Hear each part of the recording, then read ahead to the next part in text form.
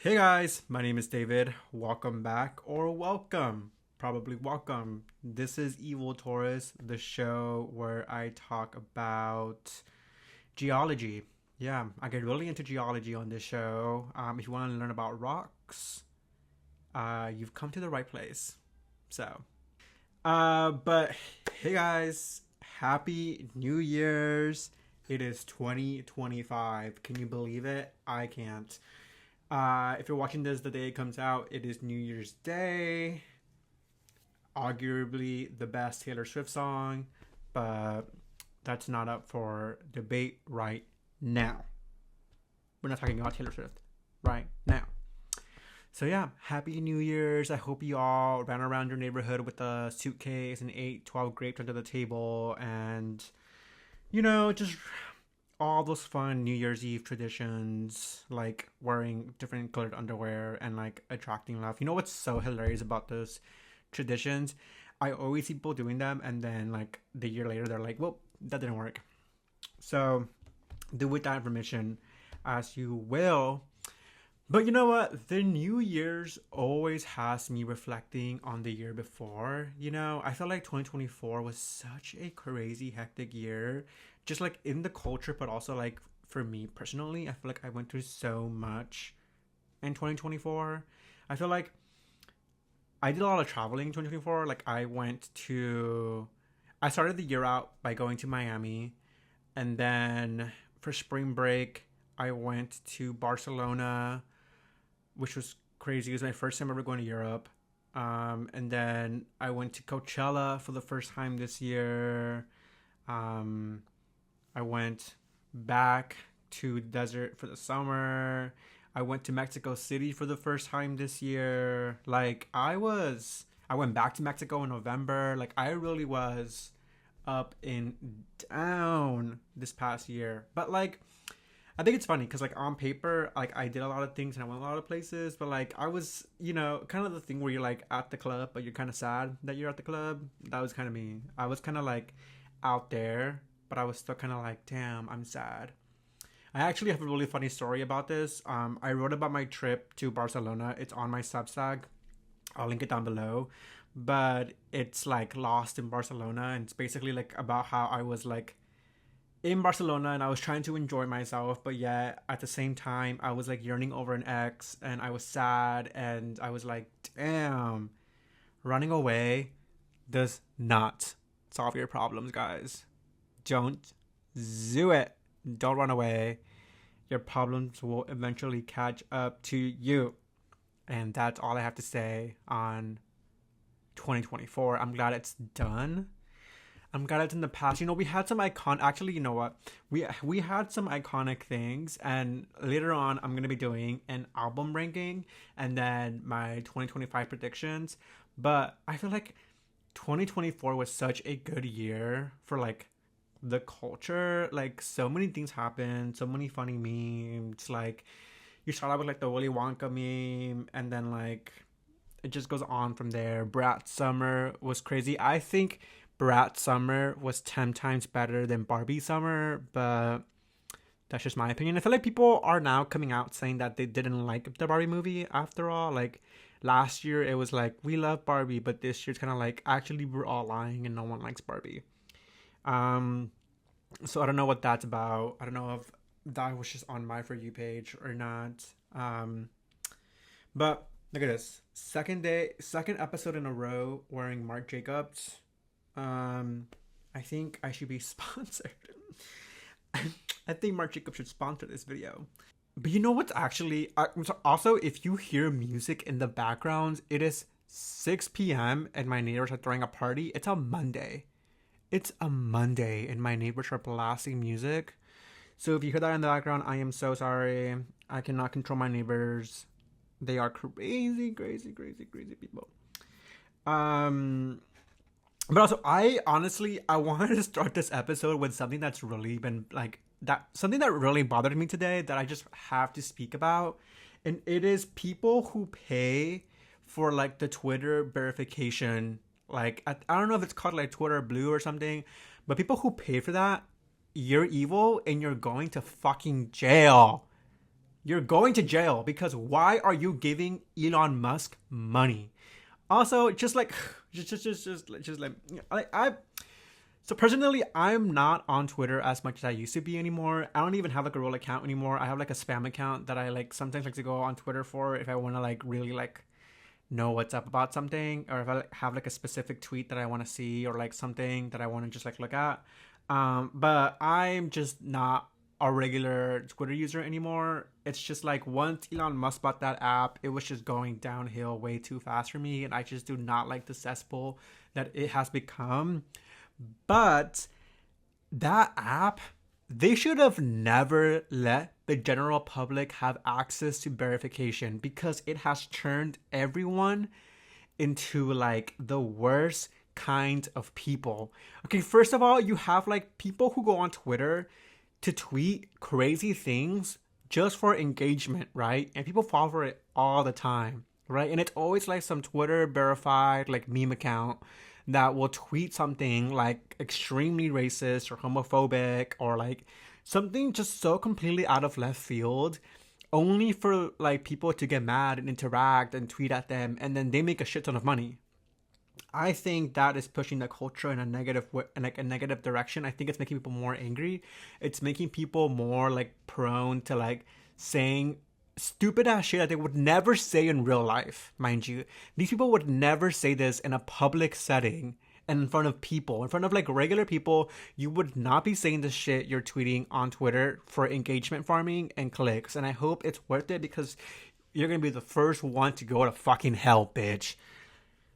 It's crazy. Like, I just can't. And then you have like, okay, and then my second problem is now you have a bunch of mediocre like muscle gays on Twitter who all pay for Twitter blue verification because they want to have like some sense of like, oh, I'm better and I'm important because I'm hot, and you know, people thirst over me or whatever. You're going to jail. You're going to jail because you're not that important. And let me tell you something, evil Twitter gays. When Twitter blows up, where are you going to go? Huh? How are you going to pay your bills? If Twitter wasn't around, if those thirsty little gays weren't in your mentions, liking all your pictures, being like, you're so hot, blah, blah, blah, blah. If that went away tomorrow, where would you go? Huh? Would you have any life skills besides showing hole on the timeline? Huh? Huh? No. God. I just can't. I can't go on Twitter. Gay Twitter is evil. Everyone on there is like way too horny for me. You can't have an honest conversation about anything. Everything is always a problematic take. It's always a discourse. It's always something with you people. It is always something with you people. And I think we should leave Twitter gays in 2024. I think you're done. You're expired. You're spilling out hate. Right? Every other tweet is misogynistic. It's like fucking body shaming. It's like saying shit that like, I think honestly, I think the mix of poppers and steroids have got into y'all's brains and have really like Swiss cheese for brains. You guys have Swiss cheese for brains. Like truly just like, there's nothing up there, mama. Nothing up there is computing. You've done too much K at the rave. You've done too much. Nah. No. I think it's... Have you guys seen that meme where it's like a Twitter gay will make fun of a horse girl, but then will go to the club and do K and wear a harness? Like, bitch, you are the horse. I can't, guys. I can't. Also, on a similar wave of like annoyance and also like, what the fuck are we going through in the culture? What is fog talk? People on TikTok are currently going a mass, like, there's like some sort of psychosis. There's like a mass psychosis happening across the world because people are genuinely convinced that there's a like super like natural or like government made fog that is covering up drones in New Jersey. And instead of saying the word drones, they're saying like Dior bags. So you'll see a TikTok that's like, oh guys, the fog and the Dior bags, and they don't want you to talk about the Dior bags. Don't talk about the Dior bags, and the Dior bags is just like a placeholder for saying like drones, because apparently TikTok is like muting videos that have like the word drone in it or whatever, so you can't say that. So you have to say like the Dior bag in New Jersey and the fog. And I think like people have tried to explain that it's like, I think the fog is just like an occurrence of like global warming. So like with like the crazy temperature changes. But people rather make up conspiracy theorists being like, no guys, the fog is actually government made and it's here to control you and it's making you sick. And I know it's been a hard year, guys. I know it's been a hard year. I know we're tired of what the media is pushing us. I know we're tired of Trump. I know we're tired of the election. But starting mass, like QAnon level conspiracy theories about the weather is honestly not productive. Like, just get offline. Just get offline. Go outside, take a walk, garden, connect with your local community, help out somebody in need, go to a food shelter, I don't know, walk your dog, connect with your children, read a book. Get off the internet. If what you're gonna go on there to do is literally spread QAnon level of misinformation and conspiracy theories about the fucking weather. It's too much. It's too much. It's too much. I think, the drones, that I'll give to you guys. It's, military testing is scary, but it's not aliens. It's not aliens. It's not the killer fog from the Hunger Games. We have bigger issues to worry about. Like, I don't know, maybe like the bird flu, like an actual real life thing that's affecting animals. I can't. I think it is a critical thinking epidemic is taking over the nation. And, that's why a lot of things are the way they are. That's why a lot of things are the way they are. I think we all need to take like a deep meditative breath, please, right? Calm down. What is it, those people where it's like you have to like feel your toes, feel your legs, feel your arms, like what's around you. You have to put the phone down. You have to put the iPhone down, put it on Do Not Disturb, put it somewhere over there, right? And then just like go outside and then be in touch with people in your community in your everyday to day life. Thank you.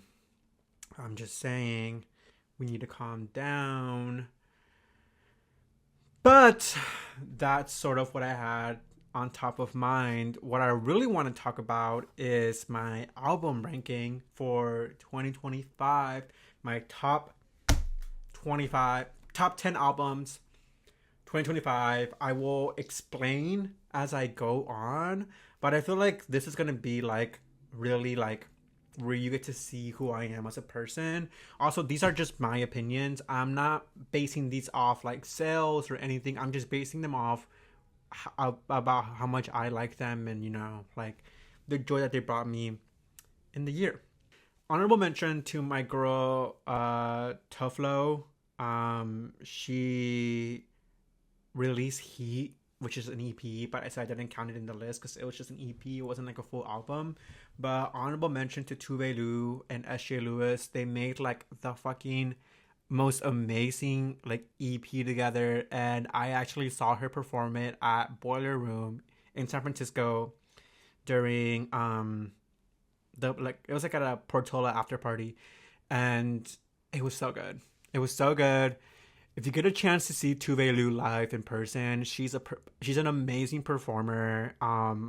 I saw her twice. I saw her at Coachella. She came out with Dom Dalla, and I just love Tuve. I love her music, and we need a new album soon, girl, soon, because that EP was fire, and I need a full length record. Okay. So now for the official list. At number 10, we have Short and Sweet by Sabrina Carpenter. What isn't there to say about this album, guys? It's at number 10.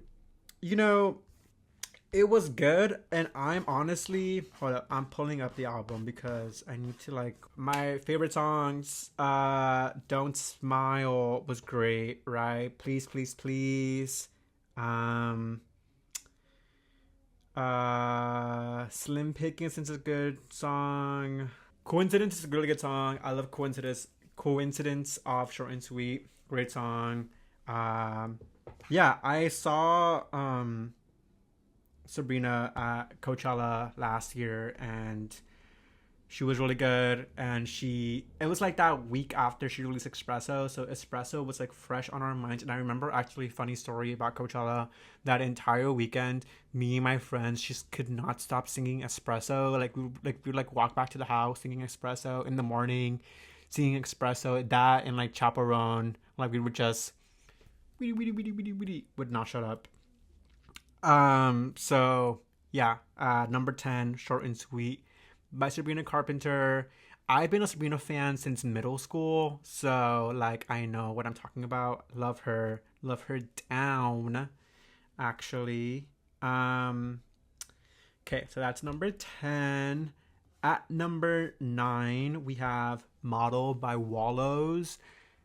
Guys, if you have not gotten into Wallows, you have to get into Wallows. They are so good.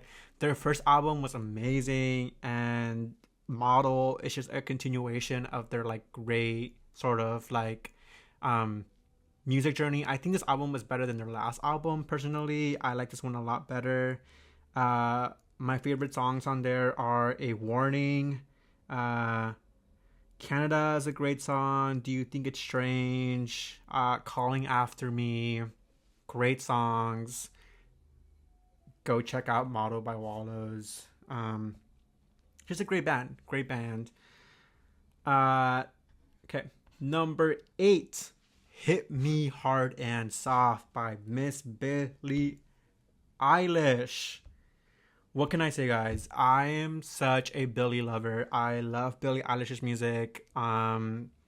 Favorite songs off Hit Me Hard and Soft are The Diner, Blue, Birds of a Feather, Lunch.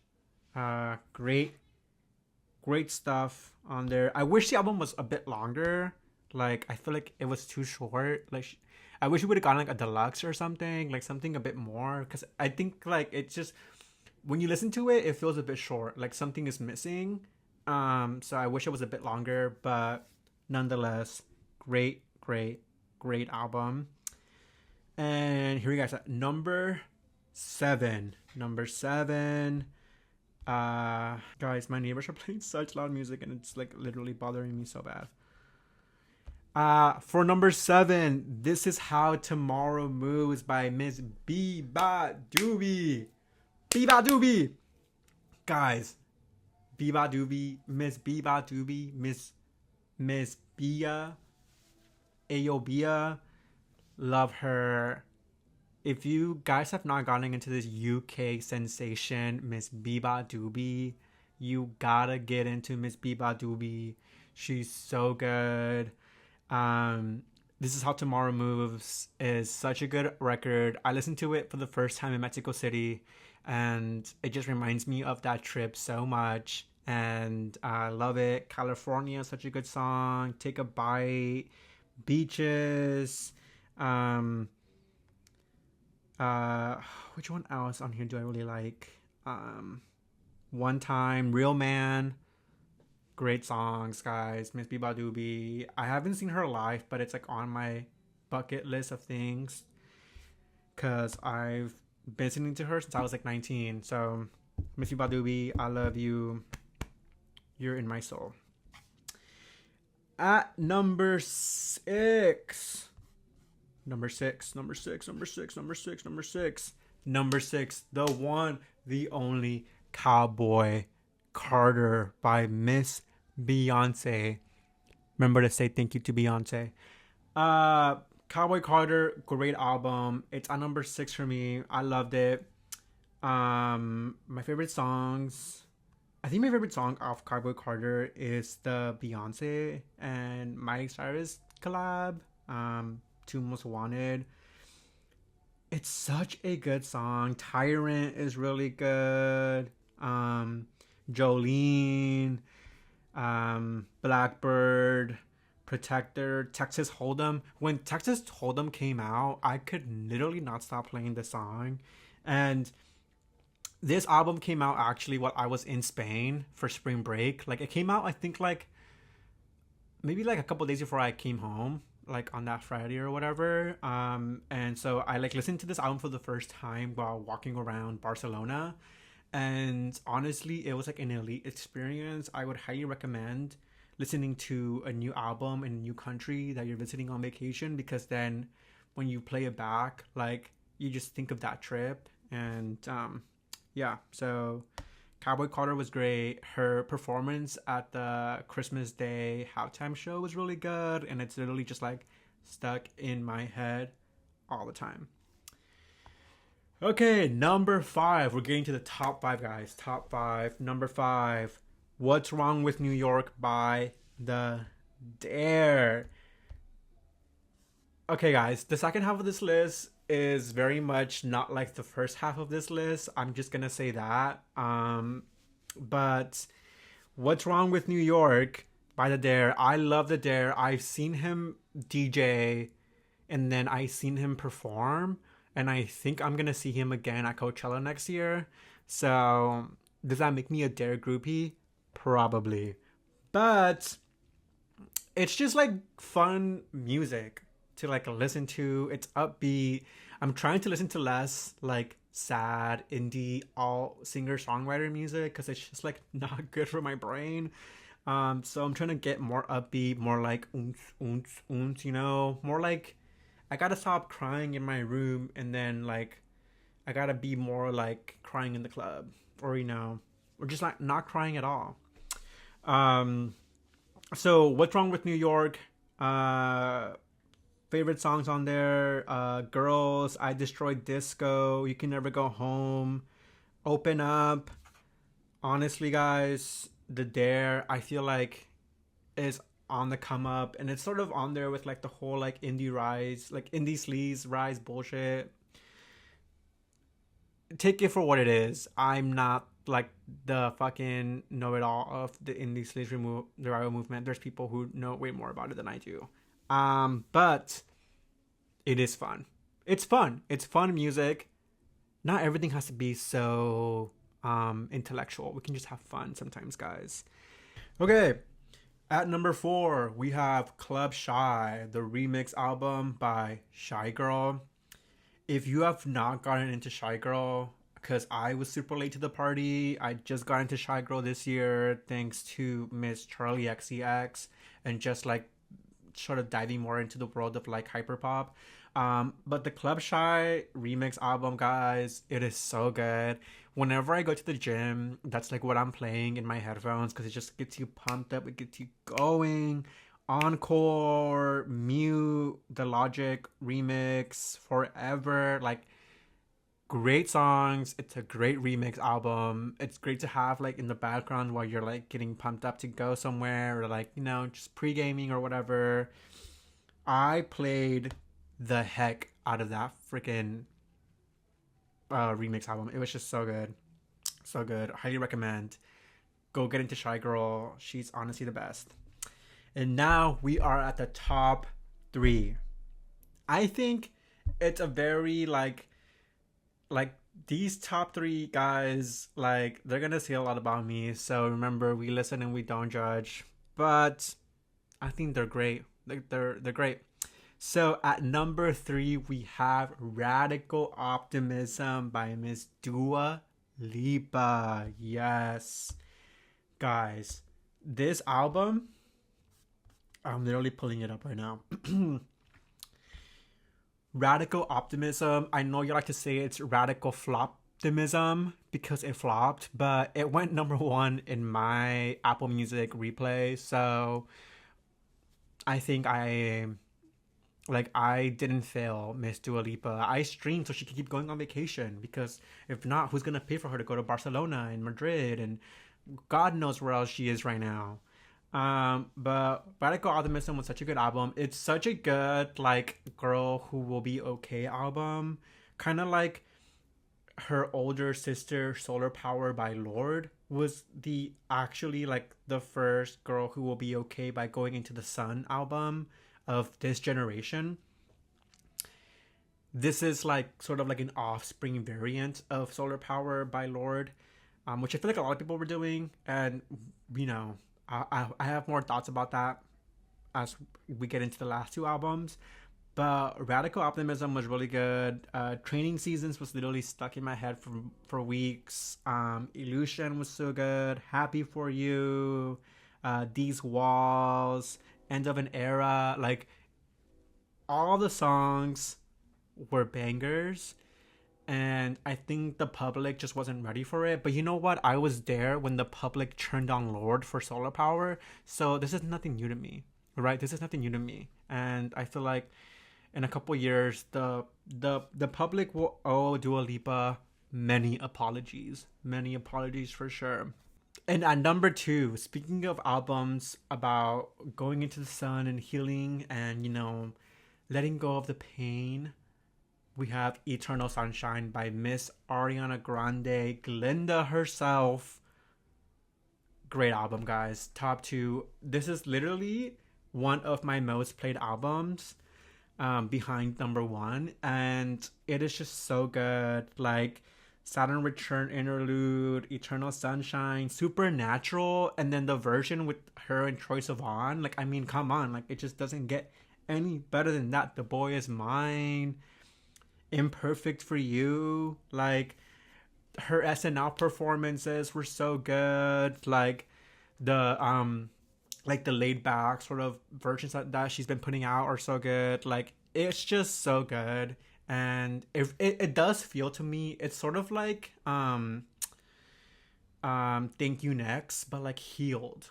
It's kind of like the same vibe. I don't know. I feel like Thank You Next is like the dark side of this, and then Eternal Sunshine is like the complete opposite of it. Like sunshine and like warmth and healing, you know? And I love it. So good. And at number 1, to no surprise, I think, to anyone who knows me in real life, it's Brat. Brat by Miss Charlie XCX. And that includes all the sub variants of Brat. So we have Brat, we have Brat, and it's the same, but there's 3 more songs, so it's not, right? We have that one. We also have Brat, and it's completely different, but also still Brat, right? All these albums are still under the same umbrella, and I love it. I literally Back to Back was my most played song in 2024. Like, number 1 most played song, Back to Back, because that song is so good. Because I go back to back to back to back to back to back, back to back to back to back, like. So good. Miss Charlie XCX, you've done it again. And I really hope I get to see you at Coachella this year. And I will see you at Coachella this year. And I will be front row. And I will be wearing a Brad t-shirt.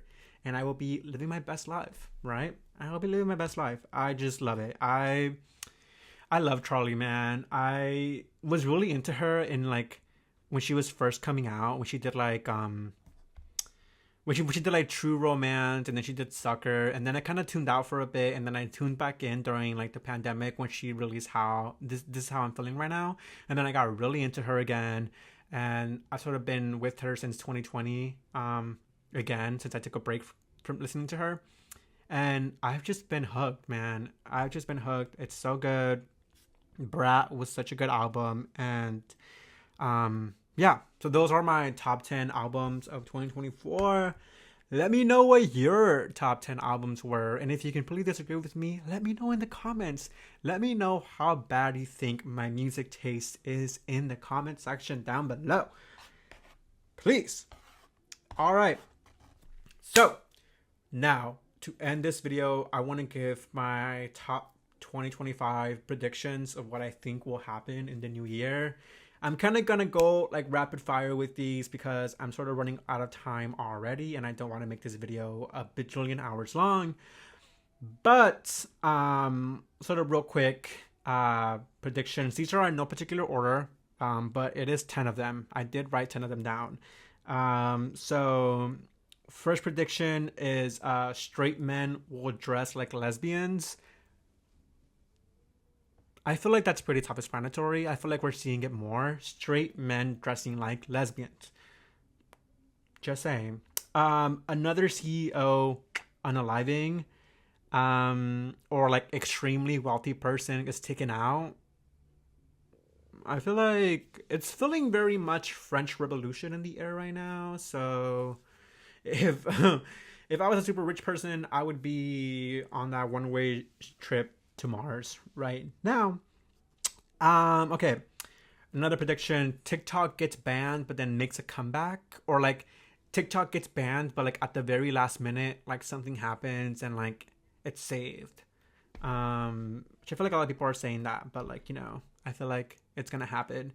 Also, on the wavelength of the French Revolution being in the air, I feel like French monarch chic is gonna come into style. So think like petticoats.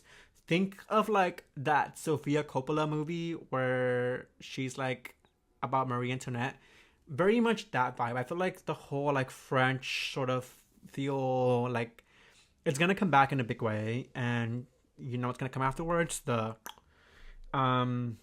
Also, on the wavelength of things coming back, I feel like the 80s are gonna come back in a big way. There's a new season of Stranger Things coming out next year, and I feel like whenever that show comes out, like people just get obsessed with like the 80s all over again. But I do feel like the 80s are going to come back, like fashion wise. I feel like we're gonna see like bigger hair and like sort of like more like funky 80s prints. I feel like I'm slowly starting to see that a bit. Maybe like 80s dark wave, but like I feel like we're gonna get there, and I feel like over the next couple of years, it's gonna be really all about the 80s. Um, Elon Musk and Trump enemies arc. That's already happening, but I feel like it's only gonna get worse in 2025, and it's gonna go like just like Elon Musk going full Democrat or something. It's gonna be crazy. Ash Trevino cast on reality TV show. Guys, I know we're tired about talking about Ash Trevino, but I really do think she's gonna be put on like some like baddies, like some TV show. Like she's gonna go on TLC or something. Like they're gonna put that woman on television before we know it. And this is just a warning. This is just a warning to the general public. Be wary. Also, Lord has her biggest comeback yet. This one is pretty selfish of me because I love to speak it into the universe, into existence. But Lord having her biggest comeback, 2025, she's gonna come back. She's making that album with Blood Orange right now. It's gonna be so good. I'm so excited, and you should be too. Spotify mass exodus. I feel like we are starting to see the downfall of Spotify in real time, and I feel like every single day like something new comes out about Spotify being evil and like not caring about its users anymore. So I do feel like we're gonna see like a mass exodus of Spotify and people sort of leaving to go onto other platforms. And I feel like we're gonna see a lot of we're gonna see a lot of movements happening in like the streaming space. So I don't know if it's gonna be like a new app, or like people are just gonna start like buying directly from their favorite artists, like onto like their artist websites or something. But I do feel like streaming as we know it now is going to change within the next couple of years. But I feel like it will kick off with this Spotify exodus that's gonna happen next year. And my last prediction is a new social media app comes into fruition. So I feel like something else is gonna come up, like some other social media app is gonna come up, and it's gonna just like blow up. So I would keep an eye out for that because I feel like it's gonna happen. And yeah, those were my 2025 predictions. So I think that's all I have for this episode, guys. I seemed very energetic because I was genuinely so excited to talk about this stuff today. I want to say welcome. I have like some new subscribers. Hope you enjoyed this video. If you watched it, it means a lot to me. I'm excited for the new year. Personally, a lot of things are going to happen this year for me. Like just like in my personal life and like my educational life and my career life. And I'm just kind of excited to just I don't know, like enjoy the moments, but I'm also excited to try new things and to branch out and to keep doing this and to grow this YouTube channel. And I guess you can say I'm radically optimistic about the future. So, with that, I will leave you guys be. I will see you next week. And I hope you had an amazing New Year's Day and an amazing New Year's Eve, that you weren't out too late. And yeah, thank you so much for watching. If you like this video, make sure to subscribe, share it to a friend, someone you think would find this interesting. I appreciate that a lot. And yeah. Peace out, homos.